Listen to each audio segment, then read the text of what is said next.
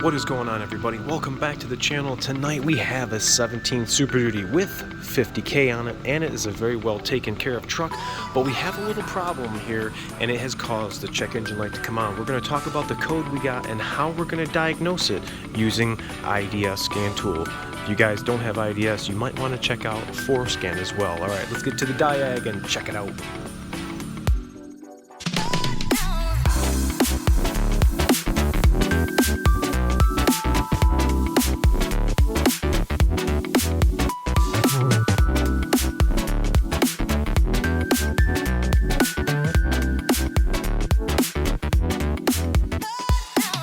What is up, guys? Thanks so much for coming back and checking out another episode here on the channel. I appreciate you guys checking me out every week and trying to keep your Super Duties up to par and ready to work on the road. Now, this is one of my clients, new clients, and he has brought me his 2017 F350 in for a check engine light.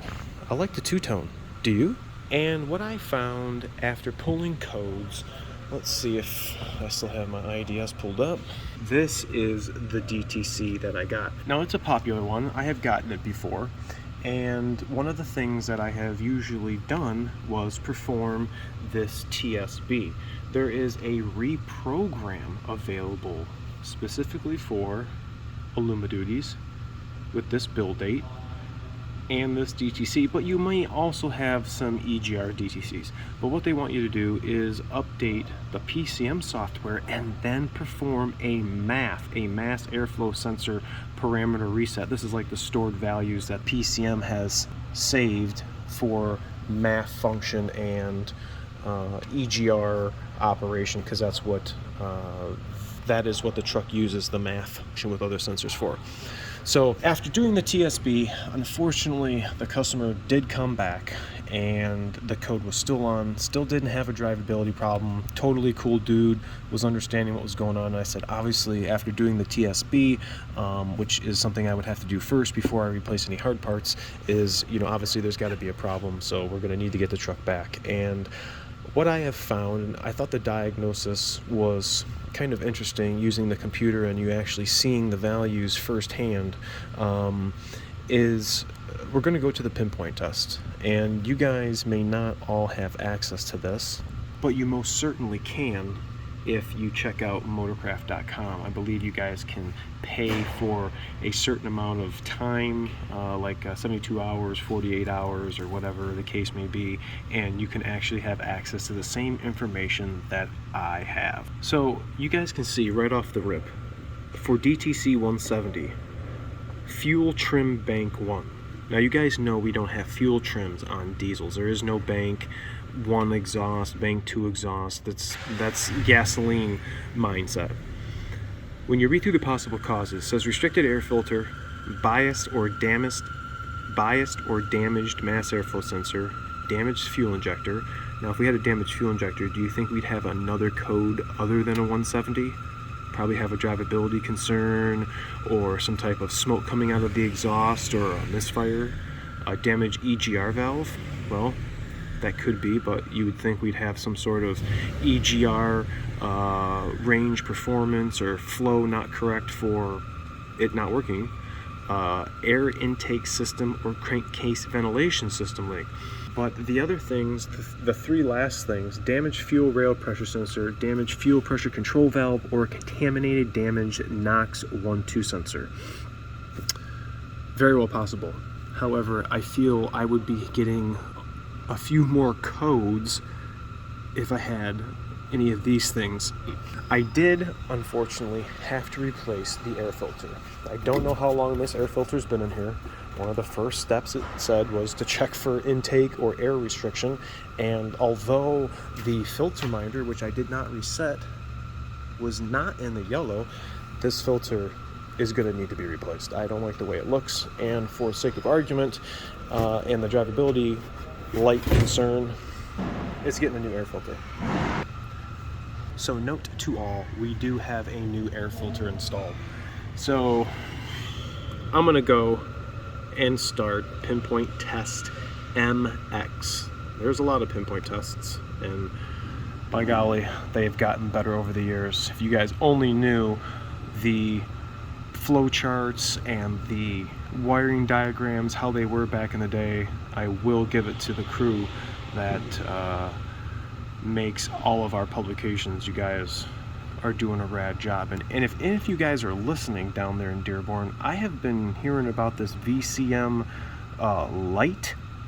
I would really like to show everybody on the channel what the VCM and Ford scan tools can offer versus the aftermarket when really honing in to the Ford system. So if anybody knows anybody, I want to holler at them. All right, back to the pinpoint test. So right now, ignition on, engine off, and it's going to ask us a couple of questions. It wants to know if our EGR valve is 0.6 or 1.4 with the key on, engine off, and that is correct. We are in range. So now it wants us to put our EGR valve at 70. I'm going to go over here to active command. I'm going to bump it up to 70, and I'm going to look at our EGR voltage. 3.2. 3.2. Our value is supposed to be 2.72 to 3.35. So we are in range. All right, now it's going to want us to do ignition on, engine running. And we are going to start the engine up. All right, you guys can see all the way over here our active commands. It wants ignition on, engine running. It wants our EGR throttle plate at 0. We're going to go ahead and put that at 0. It wants to decrease the VGT to 0. The EGR valve position desired, we're going to control that. And we're going to watch our math. So right now, it wants us to wiggle and tap on the mass airflow sensor. Wiggle and test this and see if we see any fluctuation in the kilohertz while we're moving the wires. Nothing's fluctuating. It's pretty much staying exactly where you guys are seeing that. So let me go ahead and take off all of my active commands. I'm going to go ask the question, does the math hertz PID value exceed? No. We're going to go to MX3. Okay, here's where it gets interesting. Engine's still running. We're going to command the EGR-TP to 0. We want that VGT at 0. And right now, it wants us to, at idle, what is our kilohertz at? Our kilohertz is at 3.8. And it wants 3.5 to 3.8, okay? I would say we're in range, but I'm seeing a 3.9. I saw a 4 earlier. So the next spot, it wants us to bump the engine RPM up to 1200, and it wants us to be between 4.5 and 5.4 kilohertz. I can do active command right here. I'm gonna bump, oop, that's right click. I'm going to bump the RPM up to 1200, and we're going to take our math reading. Look at our kilohertz, 5.2, 5.1. Okay, is that within range? I would say it is. All right, it's about to get a little louder. Our next value is at 2000 RPM. Watch how fast I can kick up RPM with the button. There's 2000. Push of a button. 5.8 to 6.3 at 2000 RPM. Look what our kilohertz is at. We have a problem with our mass airflow sensor.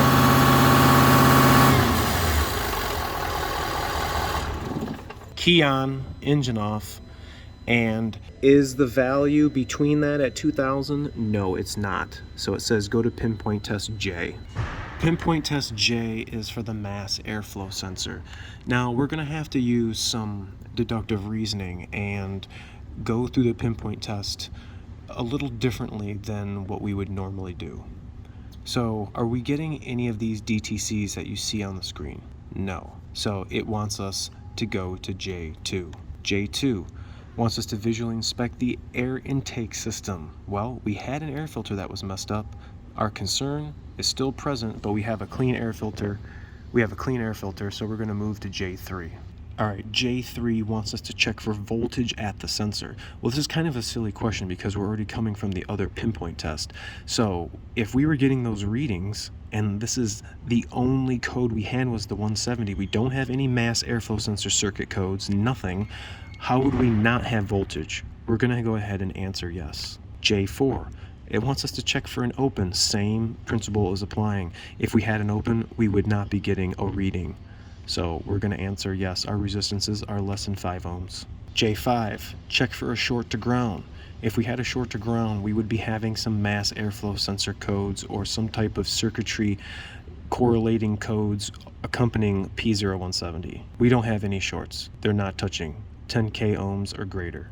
Okay, J6, again, short to voltage, same principle applying. Do we have any voltage present? No. Intermittent check. Now this is kind of what it wanted to do when we were in the beginning of pinpoint test MX. It wanted us to wiggle the connector while it was running and do all this other stuff. Well, we've already completed that. Again, it doesn't know that we came from that other pinpoint test. And the question that it's going to ask down here, does the MAF Hertz PID reading exceed the set limits? You guys already saw our MAF kilohertz PID going right outside of range and not within that greater than that 6.5. It was at 6.8, 6.9 kilohertz. So when we hit yes, this is going to be our ultimate repair and end of the diagnostics. We're going to be installing a new MAF intake air temp sensor. That's all one integrated unit, and we're going to go ahead and reset those MAF things that I was talking about in that TSB, where we go to the specified functions and reset that with the scan tool. I wanted to make this video and show you guys other alternate repairs for DTC P0170. I've got another video up showing one on I believe a 2012, so this is a little different, but nonetheless food for thought. If you guys are having this code, check your air filter, and if you have the ability to get a hold of FloorScan, I suggest you do. That way you can get your truck back on the road. Thanks so much for watching. Remember to like, comment, sub, share, and I'll catch you guys next time.